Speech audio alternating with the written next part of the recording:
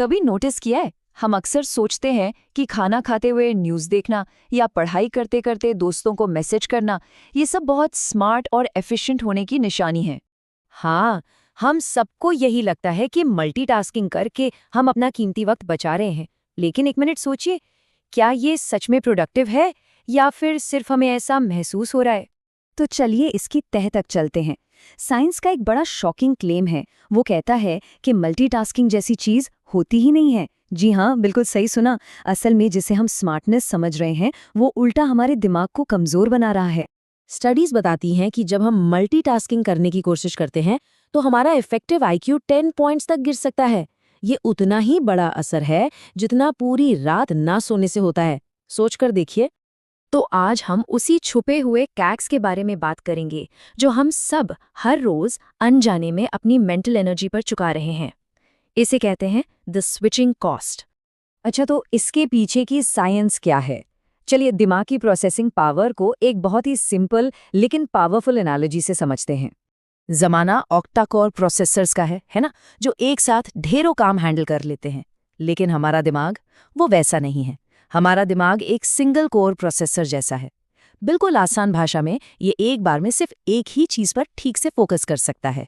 तो जब कोई पढ़ते पढ़ते अपना फ़ोन चेक करता है तो दिमाग दोनों काम एक साथ नहीं कर रहा होता।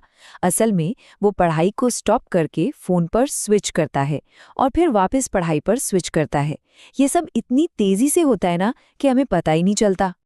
लेकिन हर बार जब ये स्विच होता है तो एक कीमत चुकानी पड़ती है, और साइकोलॉजी में इसी को कहते हैं स्विचिंग कॉस्ट।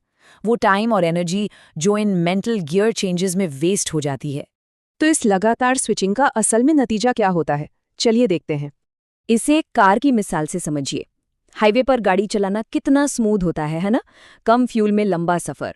लेकिन वही गाड़ी शहर के ट्रैफिक में बार बार रुकना, चलना, फ्यूल भी ज्यादा लगता है और इंजन पर स्ट्रेन अलग।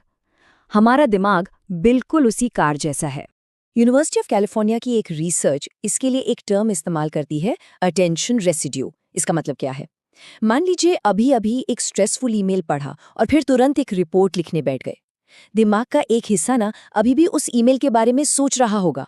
यही है अटेंशन रेसिड्यू। ये नए काम पर पूरा फोकस बनने ही नहीं देता। और इसी रिसर्च से एक नंबर निकल कर आता है जो सच में हैरान करने वाला है। 23 मिनट और 15 सेकंड। अब इस नंबर का मतलब क्या है?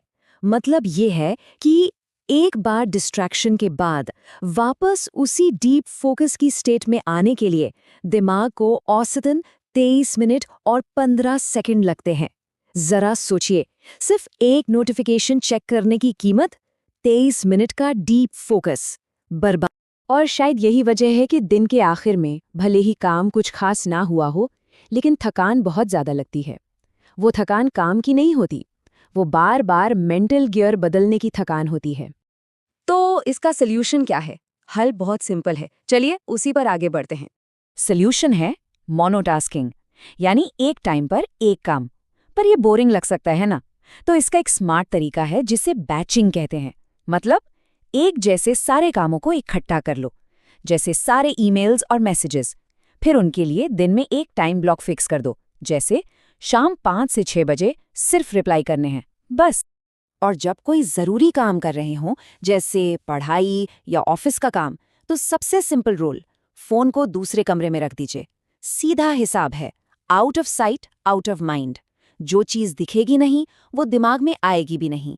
तो अब जब हमने प्रॉब्लम और सल्यूशन दोनों समझ लिए हैं, अब टाइम है इसे रियल लाइफ में आजमाने का। एक बात हमेशा याद रखने की है, बैलेंस 10 काम एक साथ करने से नहीं आता। असली बैलेंस तब आता है जब एक टाइम पर एक ही काम पूरे अटेंशन के साथ किया जाए। और ये चीज़ सिर्फ काम पर नहीं, लाइफ के हर पहलू पर लागू होती है। जब खाना खा रहे हैं तो सिर्फ खाने का टेस्ट लो, जब कुछ पढ़ रहे हैं तो सिर्फ शब्दों को समझो, और जब किसी के साथ हो तो सिर्फ उनकी बात सुनो। इससे ना सिर्फ प्रेजेंस ऑफ माइंड बढ़ेगी बल्कि एक अलग ही शांति भी महसूस होगी। तो चलिए एक चैलेंज लेते हैं। अगले 1 घंटे के लिए अपना फ़ोन डू नॉट डिस्टर्ब पर डालिए और सिर्फ एक काम पूरा कीजिए। हैरानी होगी कि वो काम शायद आधे टाइम में ही पूरा हो जाए। तो स्मार्ट बनिए, मल्टीटास्कर नहीं।